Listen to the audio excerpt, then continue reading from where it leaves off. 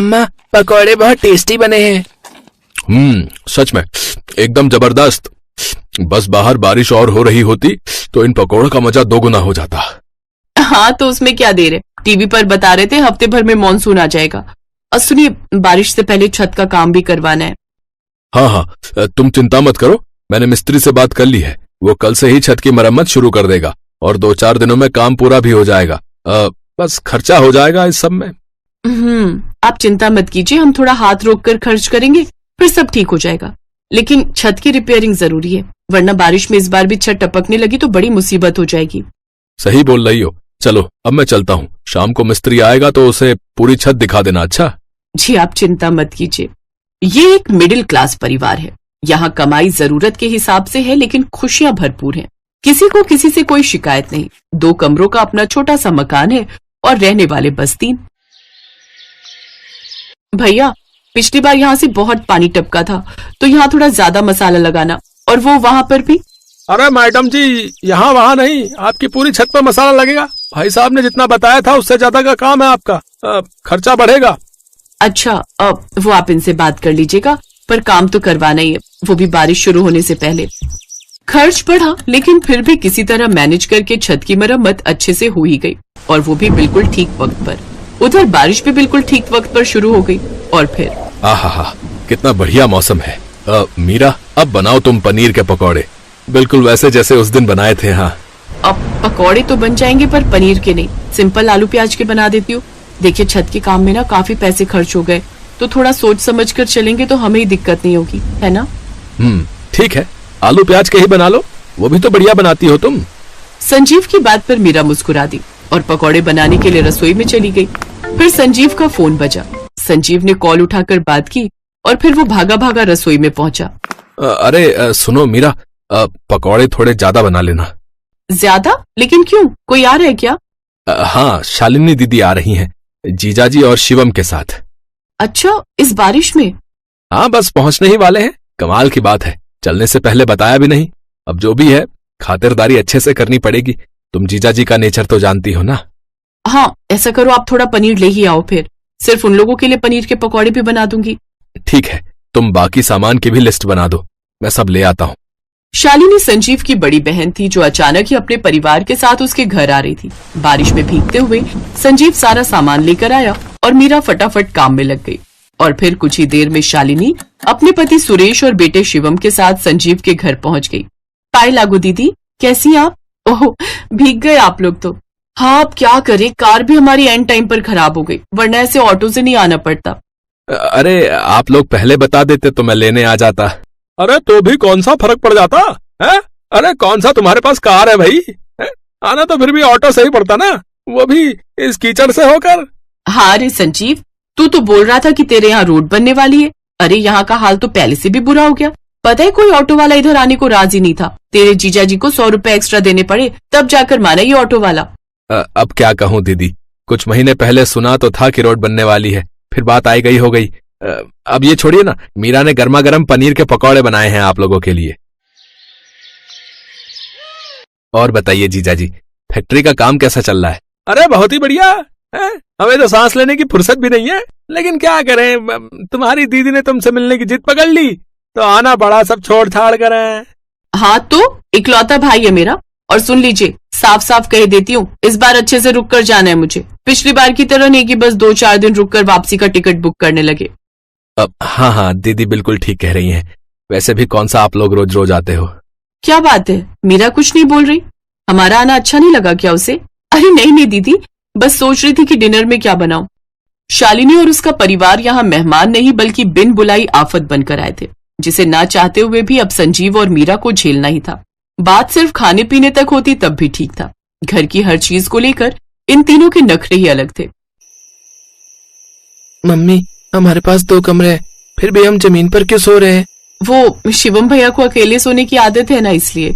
अब कोई बात नहीं बेटा, कुछ ही दिनों की तो बात है।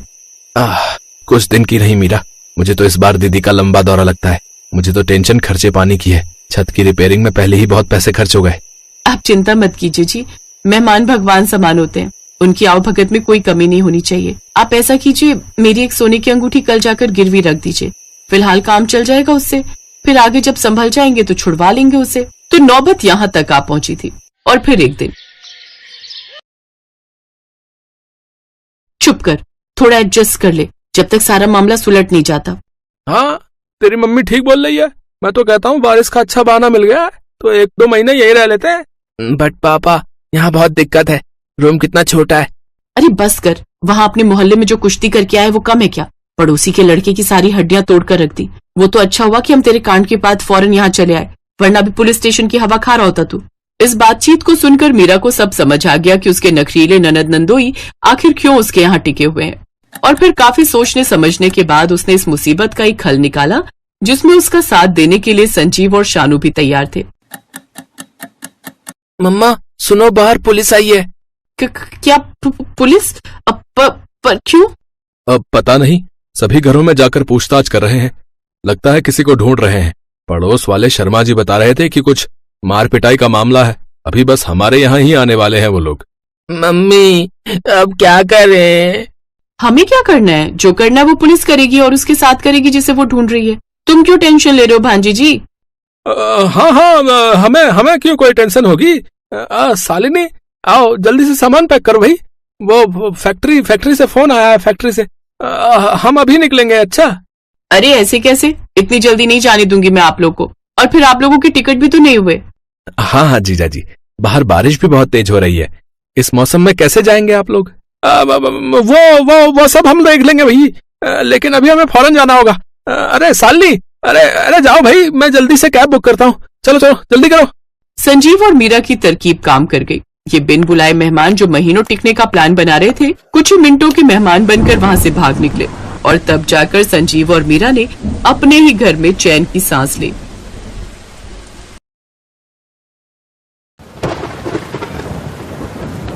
शकुंतला देवी ने अभी कुछ समय पहले ही एक साथ अपने दोनों बेटों की शादी की थी।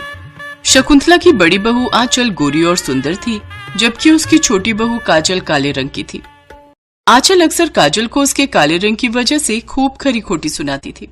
ऐसे ही एक दिन, ए कल्लो, देखना तेरे जैसे बादल पूरे आसमान में मंडरा रहे। अब जा, जल्दी से जा और मेरे लिए गर्मा गर्म पकौड़े तल कर ला। जेठानी जी, लेकिन बेसन नहीं है घर में। तभी शकुंतला भी वहां आ जाती है। अगर बेसन नहीं है तो जाकर बाजार से ले आ। लेकिन माँ जी, बाहर तो बारिश हो रही है। हाँ तो क्या हुआ, तू उसमें डूबकर मर थोड़ी न जाएगी। और मर भी गई तो हमें कुछ ज्यादा असर नहीं पड़ने वाला। जानती हूँ, मुझे आपसे यही उम्मीद है। इसके बाद काजल बारिश में बेसन लेने चली जाती है। रास्ते में चलते हुए उसके पास से एक ट्रक गुजरा जिसने उसके ऊपर कीचड़ उछाल दिया। अरे देखकर नहीं चला सकते हो क्या? बेचारी काजल कीचड़ में सनी हुई घर पहुंचती है। उसे देखकर आंचल चिल्लाते हुए कहती है, आ भूत भूत। अरे जेठानी जी, मैं हूँ काजल। अरे कल्लो, ये क्या हाल बना लिया तूने?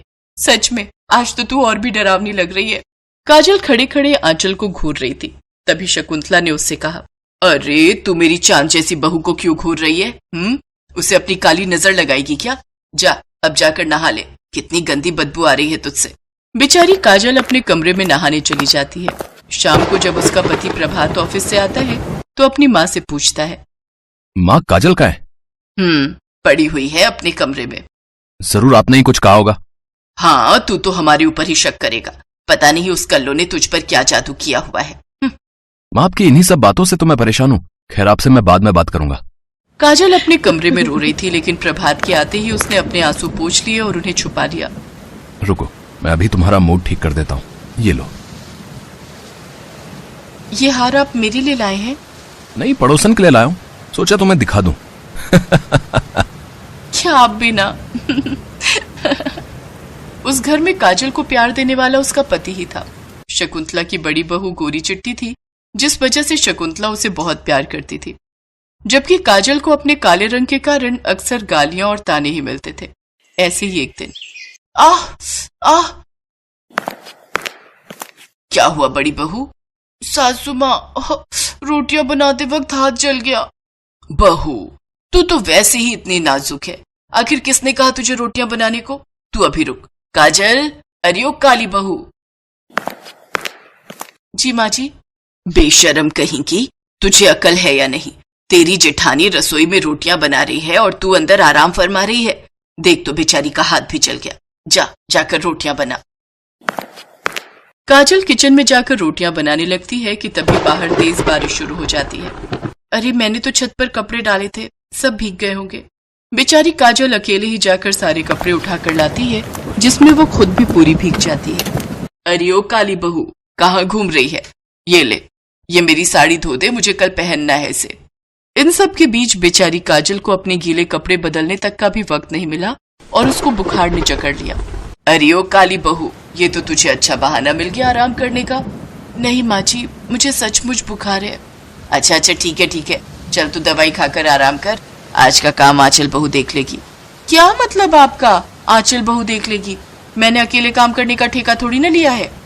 ये क्या मतलब?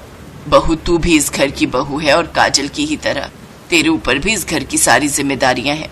सासू माँ, मुझे ये सब बहू और जिम्मेदारियों के पाठ मत पढ़ाइए। अगर मैं बहू हूँ तो आप भी तो इस घर की मुखिया हो, तो सारी जिम्मेदारियां आपके ऊपर भी हैं। और वैसे भी मेरे पापा करोड़पति हैं, तो मुझे ये सब घर के कामकाज करने की कोई जरूरत नहीं है और ना ही मेरे पास पैसों की कमी है। शादी के बाद अपनी पहली बारिश के मौसम को मैं इस तरह वेस्ट नहीं जाने दे सकती। बाहर कितना रोमांटिक मौसम है और आप चाहती हैं कि मैं चूल्हा चौका करूं?